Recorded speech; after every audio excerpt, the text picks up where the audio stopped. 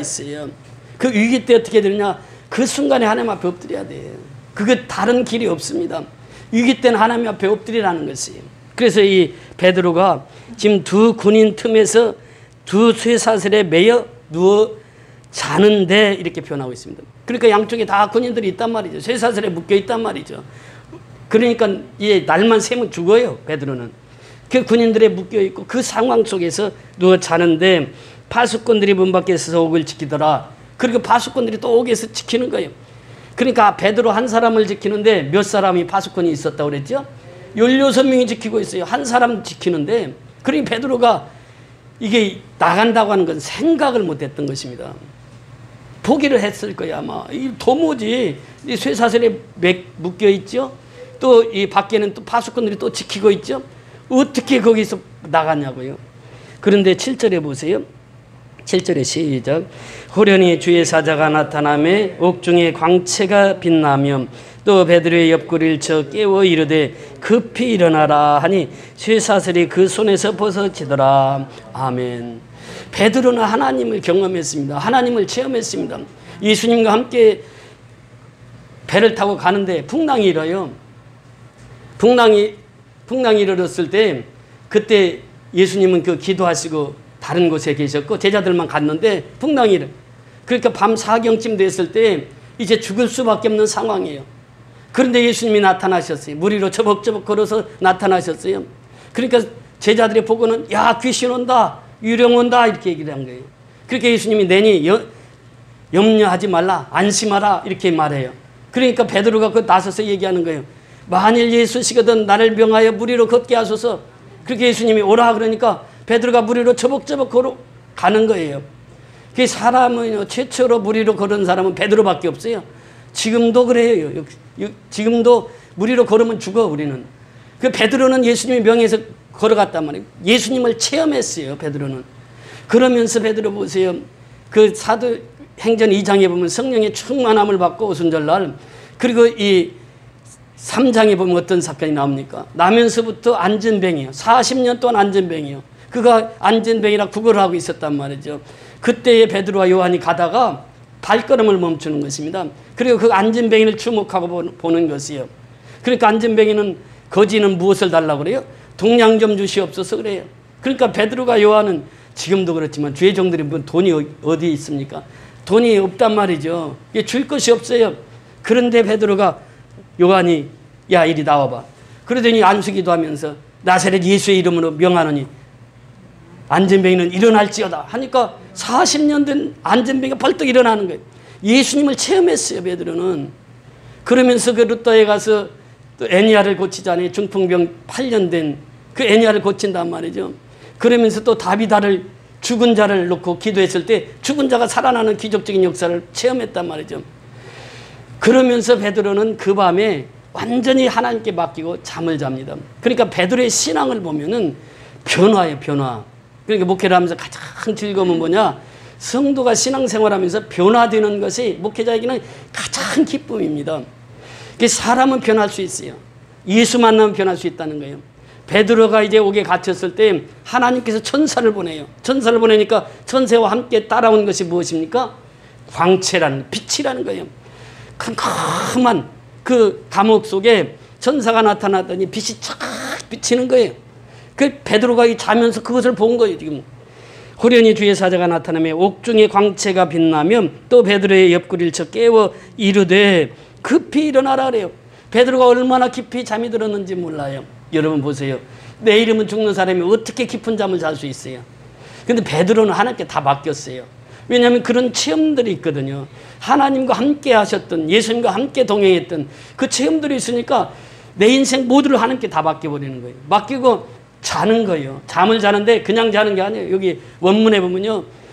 이 발로 차서, 옆구리를 차서 깨우는 거거든요. 그냥 얘기하니까 못 일어나. 베드로가 얼마나 깊이 잠이 들었는지. 그러니까 옆구리를 발로 차는 거예요. 차가지고 자는 베드로를 깨워요. 깨워서 어떻게 말씀하십니까? 깨워 이르되 급히 일어나라 그래요. 천사가 얘기하는 거예요. 급히 일어나라. 그 다음에 쇠사슬이 그 손에서 벗어지더라 그래요. 천사가 이제 돌아와가지고 급히 일어나라 그렇게 명하시더니 그 지금 양쪽에 군인들하고 쇠사슬로 딱 묶여 있는데 그 쇠사슬이 풀려지는 거예요. 예수님은요, 그 천사를 통해서 이 일을 감당케 하시는 거예요. 이것을 뭐라고 표현합니까? 미스테리온이라고 그래요. 기적이라는 거예요, 기적. 기적은요, 하나님께서 베푸시면 그것이 기적이 되는 거예요.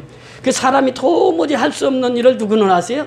하나님은 하신단 말이죠. 이게 기적이거든요. 지금 이거 보세요. 사람으로서는 도무지 베드로가 살아날 수 있는 환경이 아니란 말이죠. 그 천사가 와서 빛의 광채를 비춰서 그 어두운 감옥을 비추더니 그 베드로가 묶여있는 착고를, 수갑을 다 풀어버리는 거예요, 지금. 그 말씀이 바로 7절의 말씀이에요. 쇠사슬이 그 손에서 벗어지더라. 8절에 보면 천사가 이르되 띠를 띠고 신을 신으라. 여기서 보면요, 우리가 이제 군대 생활하면은 군인들이 이렇게 비상이 걸리면은 항상 신발에 신고 잡니다. 그러니까 이 사이렌이 불면은 우리가 저기 평택에 가서 미군 부대에서 근무할 때 평택에 가서 그 5분 대기조를 했는데 5분 안에 다 옷을 입고 실탄까지 장전하고 에모 자켓 입고 그렇게 그 현장에 나가야 돼요. 5분 안에. 그러니까 헬기가 준비되어 있고 그래서 5분 안에 헬기 다 타고 5분 안에 그 출발을 해야 돼요. 그러니 잠을 잘 때 전부 워커를 신고 잡니다. 그때는. 5분 대기조 때는 어쩔 수 없어요. 아니, 워커만 신는데도 2, 3분 걸리잖아요. 그러니까 다 워커 신고 그리고 잠을 자요. 근데 베드로는 내일 죽을 사람이요. 내일 죽을 사람인데 평상시 우리가 잠자듯이 신발도 다 벗어놓고 겉옷도 다 벗어놓고 아마 속옷만 입고 잤을 거예요. 그리고 그냥 편안히 잠을 잤던 거예요. 그러니까 천사가 나타나서 구체적으로 말씀하시는 거죠. 베드로에게 천사가 이르되 띠를 떼라. 이거 옷을 제대로 입어라. 신을 신어라. 신도 벗고 잤단 말이에요. 신을 신어라. 그 다음에 베드로가 그대로 하니 천사가 또 이르되 겉옷을 입고 따라오너라. 이제 겉옷을 다 벗고 잤으니까 겉옷 입고 따라오너라 그래요. 그 베드로가 이제 그 밤에 자다가 이 일을 만나게 된 거죠. 그러니까 따라오라고 하니까 따라간 거예요. 9절 보세요. 9절 시작. 베드로가 나와서 따라갈새 천사가 하는 것이 생시인 줄 알지 못하고 환상을 보는가 아니라. 환상을 보는가 아니라. 바로 이 11절에서 무슨 환상을 봤습니까? 하늘에서 내려오는 그 보자기에 쌓인 짐승들을 보잖아요. 그러면서 그 환상 속에서 너 그것을 잡아먹어라. 네 발 달린 짐승을 잡아먹으라 하니까 나 그거 못 잡아먹습니다. 못 잡아먹습니다. 3번이나 거절하잖아요. 환상 속에서 이 고넬료를 전도하게 하는 거예요. 그러니까 환상을 봤단 말이에요, 이미. 그러니까 베드로가 야, 지금도 환상이구나. 이게 꿈이겠지. 이렇게 생각했던 것이죠. 그런데 10절에 보세요. 시작. 이에 첫째와 둘째 파수를 지나 시내로 통한 쇠문에 이르니 문이 저절로 열리는지라 나와서 한 거리를 지나며 천사가 곧 떠나더라. 이 쇠문에 이르렀다니. 그 이제 첫째 문이 있고 둘째 문이 있었는데 이건 예루살렘으로 향하는 쇠문으로 딱 쳐져 있단 말이에요. 그러니까 거기를 열고 갈 수가 없는 상황이에요. 근데 베드로가 나오니까 어떻게 해요? 쇠문이 어디? 저절로 딱 열리는 거예요. 이 상황 속에서 베드로가 무엇을 고백합니까? 이에 베드로가 정신이 들어 이르되 내가 이제야 참으로 주께서 그의 천사를 보내어 나를 헤롯의 손과 유다 백성의 모든 기대에서 벗어나게 하신 줄을 알겠노라 하여. 그때서 비로소 하는 거예요. 새벽에 나와서 찬바람 쐬면서 쇠문이 저절로 열려지는 그 모습을 보면서 베드로가 깨달은 것이 뭐예요? 아하, 이제 헤롯 왕의 손에서 나를 건지셨구나.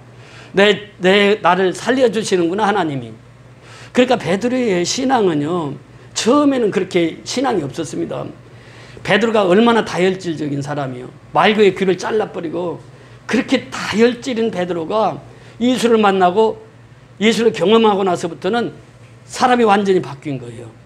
그 위기 속에서도 하나님 앞에 온전히 다 맡기는 거예요. 맡기고 평안히 잠을 잡니다. 이것이 베드로의 신앙이에요. 그러니까 우리도 신앙생활하면서 중요한 것이 뭐냐면 하나님께 맡기는 것이에요. 그게 쉽지 않습니다. 맡기는 것이. 그런데 맡기면 살아요. 맡기면 하나님께서 책임을 져주신다는 거예요. 그러니까 평안은 어디서 오느냐? 하나님 앞에 맡길 때 평안이 온다고 하는 것이에요. 예수님께서 말씀하십니다. 보혜사 곧 아버지께서 내 이름으로 보내실 성령 그가 너에게 모든 것을 가르치고 내가 너에게 말한 모든 것을 생각나게 하리라. 평안을 너에게 끼치노니 곧 나의 평안을 너에게 주노라. 내가 너에게 주는 것이 그것은 세상이 주는 것과 같지 아니하리라. 너희는 마음에 근심하지 말고 두려워하지도 말라. 요한복음 14장 26, 27절에 말씀하시는 거예요. 그러니까 그 평안은 누가 주신다고요? 성령 하나님께서 주시는 거예요. 그러니까 내 속에 성령 하나님을 모시고 있는 사람은 그분이 나를 평안케 하시는 거예요. 그러니까 베드로가 그 죽음 직전에서 평안히 잠을 잘 수 있었다고 하는 것이죠. 그 신앙은 온전히 주님께 다 맡겼다고 하는 것이에요. 우리 하나님은 어떤 하나님이십니까? 토기장이 하나님이세요. 토기장이 하나님은 토기장이가 금그릇도 만들고 은그릇도 만들고 나무그릇도 만들고 질그릇도 만들어요. 토기장이 마음이요. 우리는 그 만든 분에 대해서 왜 나 금그릇으로 안 만들어주고 은그릇으로 만들어줬습니까? 따질 수 있다고요? 없다고요? 없단 말이죠. 왜 나를 금수저로 태어나지 않게 하고 흙수저로 태어나게 하셨냐고 하나님께 따질 수 있어요? 없어요? 없어요. 흙수저로 만들었으면 흙수저로 살아야 돼. 금수저로 만났으면 금수저로 살아야 되는 거예요. 하나님은 창조주란 말이에요. 그분은 토기장이 하나님이세요. 하나님이 마음대로 만드시는 거예요. 그러니까 하나님의 뜻대로는 살아갈 수밖에 없어요. 그분이 정해준 그 시간에 그분의 뜻대로 살다가 그분이 부르시면 이 세상 모든 거 다 내려놓고 그냥 가는 거예요. 이것이 하나님 뜻대로 사는 자의 삶이란 말이죠. 그러니까 하나님의 생각과 내 생각이 같아요? 달라요? 다릅니다. 이사야 선지자를 통해서 이렇게 말씀하십니다. 너희는 여호와를 이 사람아 이사야서에 보면은 그렇게 말씀하세요. 너희는 여호와를 만나는 때에 찾으라. 가까이 계실 때 부르라. 이는 내 생각이 너희 생각과 다르며 내 길은 너희의 길과 다름이니라. 여호와의 말씀이니라. 이는 하늘이 땅보다 높음같이 내 길은 너희 길보다 높으며 내 생각은 너희 생각보다 높음이라. 그러니까 하나님의 생각과 하나님의 길은 다르다는 거예요. 내 생각과 내 길이 있는데 하나님의 생각과 하나님의 길은 더 높다는 거예요. 그러니까 위에서 다 보고 계신 하나님은 그래 내 생각대로 살지 말라는 거예요. 내 길을 내가 스스로 가지 말라는 거예요. 하나님이 정해주신 길이 있다는 거예요. 하나님이 생각하고 계시는 게 있다는 거예요. 그래서 우리는 하나님의 생각에 내 생각을 맞춰야 돼요. 하나님이 원하시는 길에 내 길을 맞춰야 된다고 하는 것이에요. 그러니까 인생은 하루 길을 모릅니다. 5분 후에 일어날 일을 몰라요. 우리가 예배 드리고 나서 5분 후에 어떤 일이 일어날지 모른다는 거예요. 이것이 인생이에요. 근데 하나님은 어때요? 다 알고 계시는 거예요. 내 생각조차도 다 알고 계시는 거예요. 얼마나 세미하신 하나님이십니까? 하나님은 우리의 머리털까지 세심받으신 세미하신 하나님이요. 그러니까 그 하나님 앞에 우리의 인생을 다 맡기자고 하는 거예요. 지난주 목요일 날 연락이 왔어요. 전성교회 그 목사님이. 이 전성교회 목사님은 저희 이제 나눔과 기쁨에서 같이 오랫동안 활동을 했기 때문에 너무 잘 알죠. 우리 교회가 어려움 당할 때 여기 지금 기록되어 있잖아요. 그 교회가 우리 교회만 합니다. 성도수도. 그런데 주일날 그 목사님이 설교를 하면서 울면서 기도를 하는 거예요. 우리 그때 동서화목교회 좀 하나님 도와달라고. 이 길바닥에 나 앉았으니까 그 울면서 기도하면서 그날 주일날 특별 헌금을 하셨어요. 그래서 그날 들어온 것이 50만 원. 그 50만 원을 그때 6년 전에 우리 어려움 당할 때 그렇게 헌금을 하셨던 그 교회입니다. 그리고 그 경일로가 세울 때에 세 번째 미얀마의 교회를 세울 때에 그때 여자 장로님이 한 분 계셨는데 200만 원을 준비해서 미얀마 선교를 하시겠다고 이렇게 해서 제가 설교를 하러 갔습니다. 오후에 설교를 하러 갔는데 한 30명이 모였어요. 오후에. 그 말씀을 인도하고 나니까 목사님이 갑자기 그 오후 예배는 헌금을 하는 시간이 아니에요. 그런데 나오셔서 광고를 하시는 거예요. 오늘 이렇게 미얀마에 사택을 지어야 되는데 우리 특별 헌금을 합시다. 그래가지고 그 자리에서 헌금을 거뒀는데 70만 원인가 거쳤어요. 그리고 또 목사님 또 30만 원인가 해가지고 300만 원인가를 마련해 주셨어요. 그래서 세운 교회가 경일록화 사택입니다. 목요일 날 전화가 왔어요. 목사님 내일 저녁에 와서 말씀 좀 인도해 주실 수 없냐고. 금요일 날이죠. 갔어요. 갔더니 그날 금요일 날 코로나 때문에 많이 모이지를 못하잖아요. 한 10분 정도 모이셨어요. 말씀을 인도했어요. 목사님 나와서 광고를 하십니다. 은혜들 받으셨죠? 그러면서 은혜 받았다고 우리 교인들이 선교연합교회로 가면 안 됩니다. 그러면서 광고를 하세요. 그런데 그때 설교를 하고 나오는데 또 30만 원을 그 해가지고 미얀마 선교헌금 하시라고 또 그렇게 베풀어 주시는 거예요. 최근에 남편 장로님이 소천하셨어요. 82세인데 아주 건장하셨습니다. 저하고는 이제 자주 만나서 그 나눔과 기쁨에서 만나면은 항상 인사 나누고 그러신 분인데 건강하신 분인데 그 소천하셨어요. 그래가지고 너무 마음이 상처가 크고 그러신데 이번에 가서 또 하나님께서 역사하셔서 이렇게 미얀마 선교의 길을 열어주셨습니다. 우리가 하나님과 동행하는 사람은요, 하나님께 다 맡기고 사는 사람이요. 그 목사님이 지금 암에다가 또 이번에 코로나 확진이 돼가지고 이제 폐가 30%밖에 안 남았다는 거예요. 그래서 지금 이 숨을 쉬는데도 좀 어려움이 있고 그러셔서 그분은 평생 그렇게 병이 시달리면서 그렇게 하나님 쓰시는 거예요. 지금 나이 70이 되셨는데 지금도 그렇게 하나님께서 쓰시는 거예요.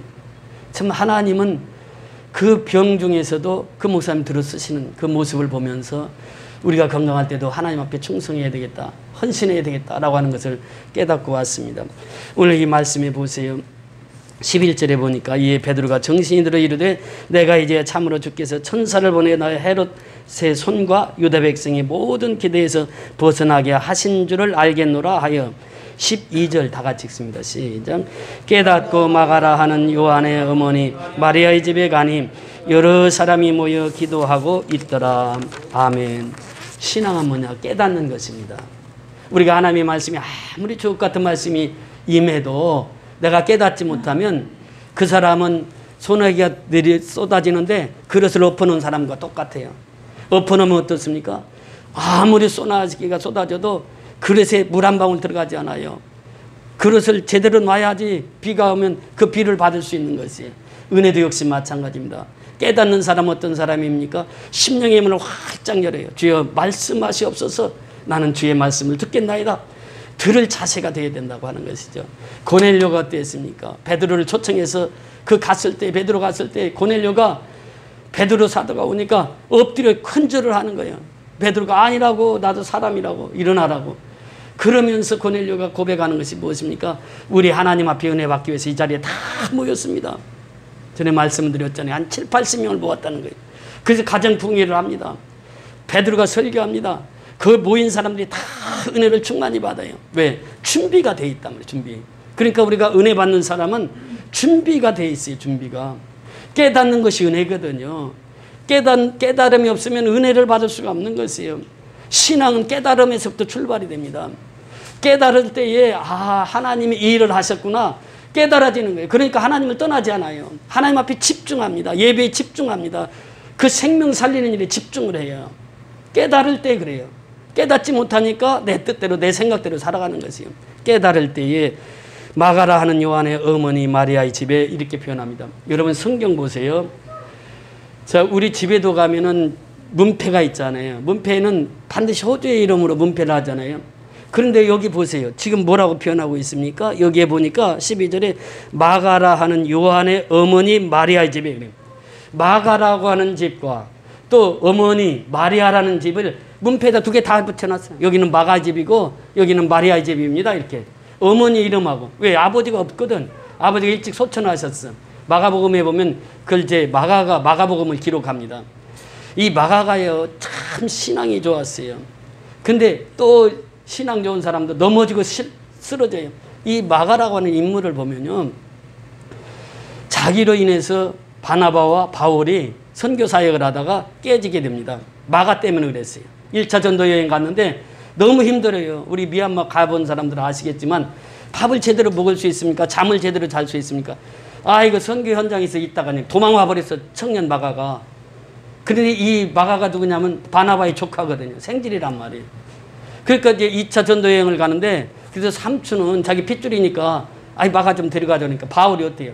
아니 걔가 1차 선교 여행 갔다가 도망온 애 아니야? 걔를 어떻게 데리고 가냐고? 못 데리고 간다고. 그럼 우리 갈라서자. 그래서 갈라서서 2차 선교 여행 때 바나바는 이 마가를 데리고 갑니다. 그때 그 어머니 심정은 어땠겠어요? 어머니가 알거든 그것을. 근데 이 마리아는요 아주 큰 부자였습니다. 그 당시 저택이 120명 그 마가 다락방에서 기도했던 사람들이 다 거기서 기도했거든요. 그 마가의 아버지는 어떤 사람이냐면 예수님께서 내가 주의 만찬을 해야 되겠는데 만찬 장소를 한번 알아봐라. 그러니까 마가 아버지가 우리 집에 와서 하세요. 우리 집 넓습니다. 그래서 예수님을 초청해서 주의 만찬을 제대로 행했던 곳이 마가 다락방, 마가의 집이었단 말이죠. 그리고 이 마가가 이렇게 어머니 밑에서 신앙생활 잘 하다가 청년 때 그 선교여행을 따라간 거예요. 따라갔다가 그 실패를 본 거예요. 그런데 어머니는 그 마가를 품습니다. 마가를 품고 그래도 내 아들이야. 마가 외아들이거든. 이게. 마가와 요한이라고 이름이 있지만 이 이름이 다 한 사람은 이제 두 가지 이름으로 불렀는데 그 외아들을 키우면서 신앙으로 키웠어요.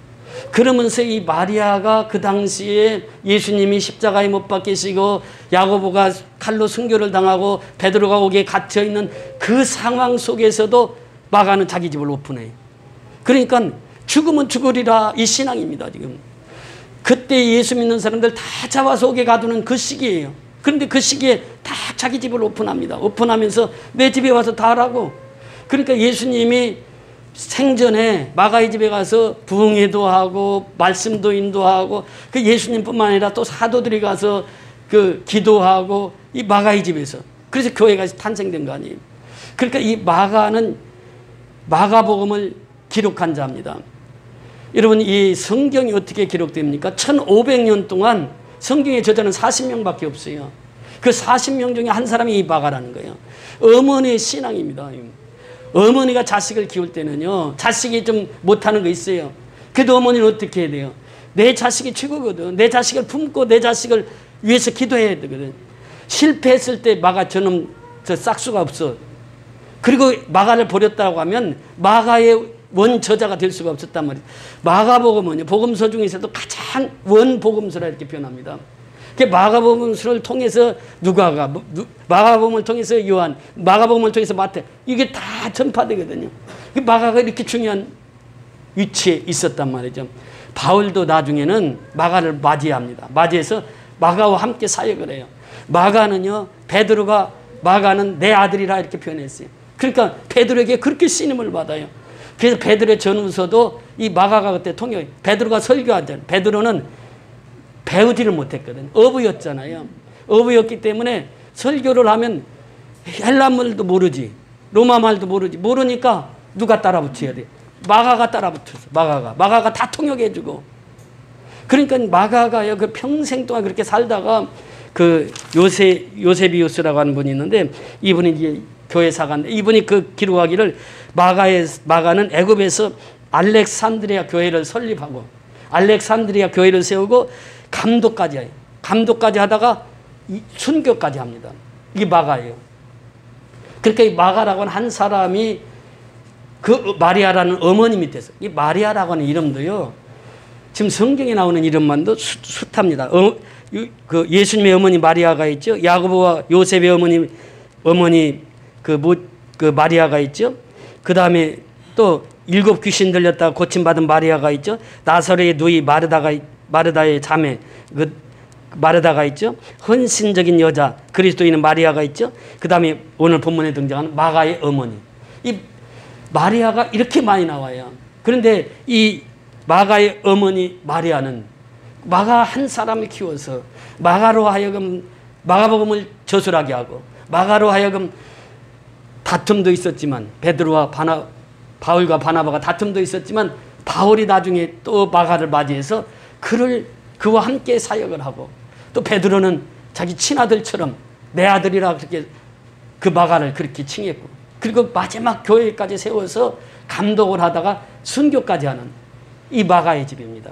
그래서 12절이 너무 중요해요. 12절 다시 한번 보시면요. 시작. 깨닫고 마가라 하는 요한의 어머니 마리아의 집에 가니 여러 사람이 거기서 모여 기도하고 있더라. 그래서 이 기도를 통해서 베드로가 옥에서 풀려날 수 있었던 것이죠. 그래서 오늘 우리 선교연합교회가 해야 할 일이 뭐예요? 모이면 기도하는 거예요. 흩어지면 어떻게 하고 전도하고 이것이 우리의 생명이요. 그러니까 우리가 지금도 가서 복음을 전해야 돼요. 모여서 예배드리고 흩어져서 전도하고 이것이 바로 선교연합교회의 사명인 줄 믿습니다. 그래서 우리가 미얀마를 섬길 때 모이면 예배드리고 흩어지면 어떻게 해요? 전도해야 돼. 선교해야 돼. 이것이 바로 우리의 사명이요. 우리 그 후원자들을 위해서 매일 기도해야 됩니다. 정말 그 후원자들이 있기 때문에 우리가 오늘 이 교회가 있게 되는 것이고, 또 후원자들을 통해서 계속해서 이렇게 미얀마 선교를 할 수 있게 하셨단 말이죠. 지난번에 3분기 때도 그랬고 4분기 때도 그렇고, 지금 생각해 보세요. 우리 식구들이 어떻게 1,400을 보낼 수 있습니까? 이건 전적인 하나님의 은혜고 하나님의 축복이에요. 지금 양곤교회, 가창교회가 지금 어려움을 당하고 있어요. 또 그 가정교회도 어려움을 당하고 있습니다. 가정교회, 경일로과, 또 도순교회. 하나님께서 이 5교회를 섬기게 하셨어요. 그리고 성도들이 계속 늘어나요.